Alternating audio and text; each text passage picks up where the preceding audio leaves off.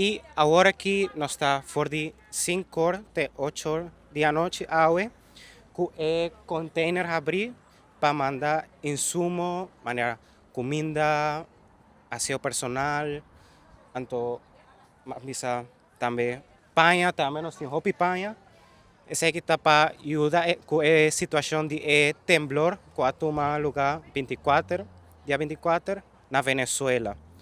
Nós está aqui na maneira uma família, nós não estamos amigos não, pero nós trata outro como família aqui na si.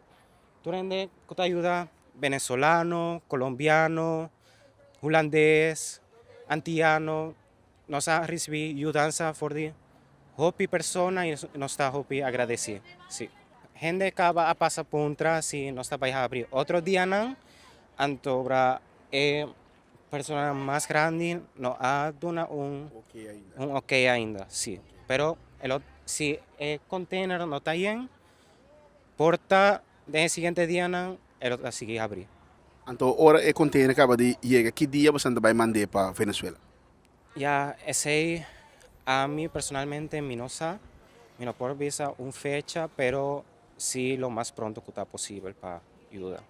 No estoy for the hour, toda Diana aquí, for the 5 y también si vos que toma contacto cercanos, vos por llamar 787 35 18.